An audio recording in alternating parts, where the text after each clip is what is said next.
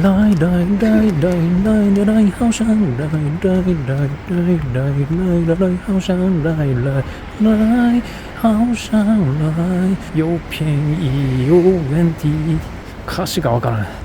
来来，好想来来，好想来来来来来来来来。私、2025年4月に仕事辞めて、ファイナンシャルインディペンデンスリタイアリファイヤーをした無職ニートの氷河期中年弱者男性です。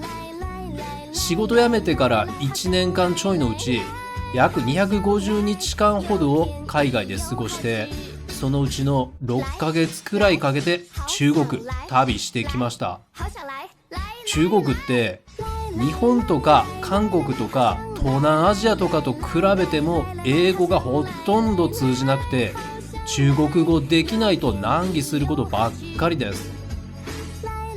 中国旅を始めた頃なんかはコーヒー注文するにしてもホットとアイスすらも伝えられなかったです。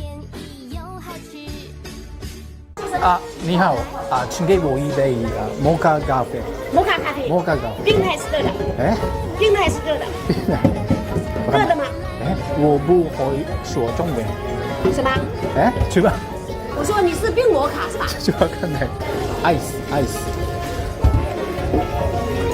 阔普了，哎，是不是阔普了？それわかんない。わかんない。不用是冰的，Chinese，不是。不是。I don't speak English。没问題。没問題。だから真冬のくっそ寒い時に己の意志とは裏腹にアイスコーヒー飲んだりしてたこともありました。なんとなしに理解できるのは数字だけ。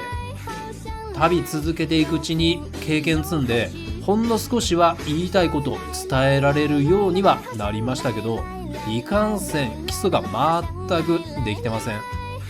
新弟子で言うと股割りどころかすり足すらもできてない状態です。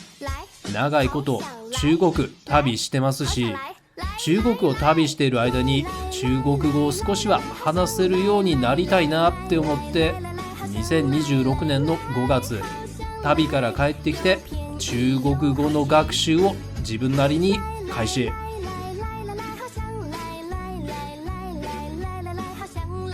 どうせ勉強するなら級取得しようってなことで、まずターゲットにしたのが看護水平講師こと HSK の2級です。 HSK は1級が一番難易度が低くて6級が最上位。一番低難易度の1級は問題を見た感じノーベンでも合格できそうだったんで、とりあえず2級目指すことにしました。HSK の定義で2級は日常生活の簡単な会話ができるレベル。大学の第二外国語で1年間学習した程度の能力です。来日した助っ人外国人くらいの言語力ですかね。2級を取得したところで何かの役に立つわけじゃないんですけれども、学習の証と達成感のために勉強です。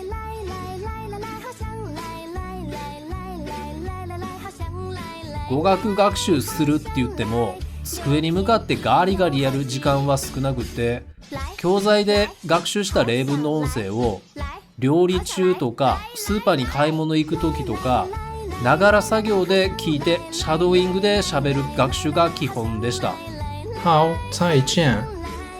到了，给我来个电話。给我来个電話。学習時間は1日に1時間ぐらい。これを1ヶ月ちょい継続。途中フィリピンのセブに旅行に行ったりしたんですけれど、その時もバス移動の時間を利用して中国語勉強してました。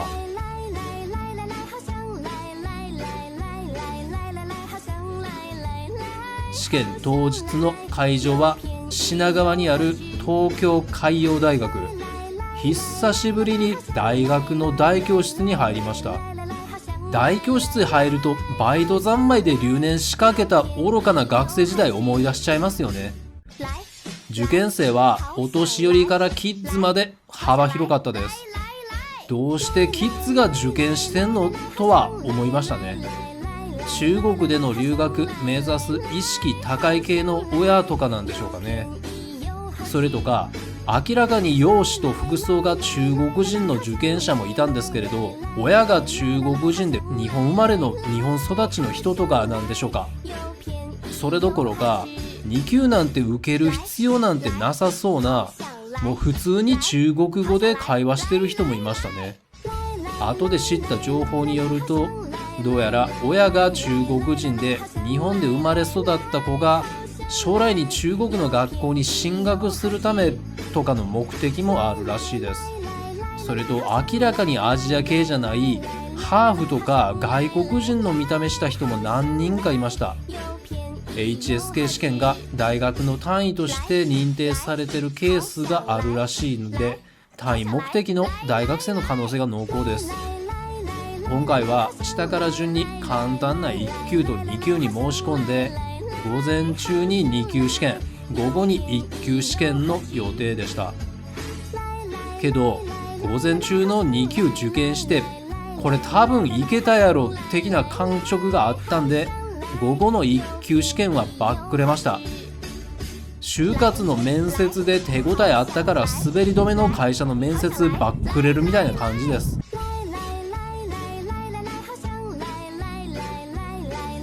試験が終了しても一段落の気持ちにはならず、すぐに HSK3 級の学習始めました。なんていうか、まだまだ中国語の勉強やり足りない感覚ですね。だから気持ち的に満足するまで勉強したいっていうことで、とりあえずは HSK の3級まではやるつもりです。ちなみに2026年8月現在、インド旅やってる最中なんですけれども、インドでも空き時間見つけて3級の勉強ちょっとやってます。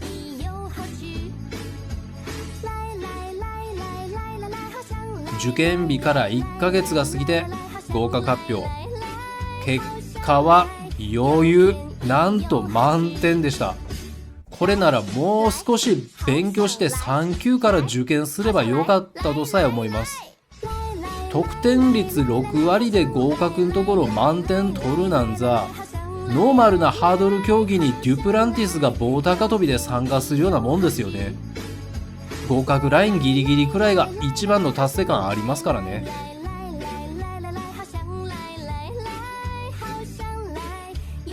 で合格はしたんですけれど、案の定こういうのって否定してくる人が絶対に発生しますよね。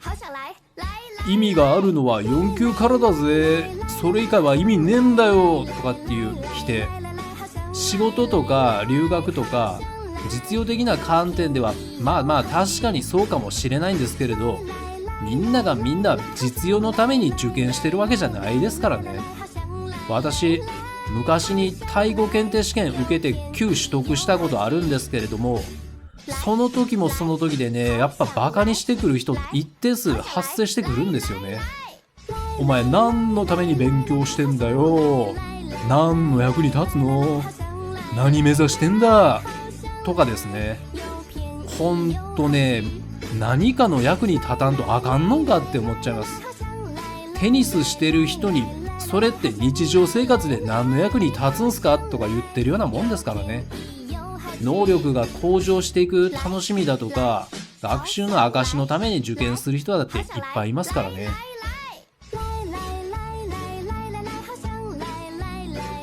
ただ自分は中国専門の旅人ではないですし、中国で就職とか留学しようなんていうつもりもないですから、勉強するにしても多分3級くらいまでです。それ以上の中国語の勉強を継続するよりも他の言語の勉強したいと思ってます。仕事辞めてから英語使う機会がすっかり激減して、英語力がもう貧弱になり下がってます。それとタイ語に関しては下から2番目の4級まで持ってますけれども、できればもう一段階上の級取ってみたいなとは昔から思ってます。あと来年あたりに南米の旅に突入するつもりでいるんで、スペイン語の勉強もちょっとやってみたいなって思います。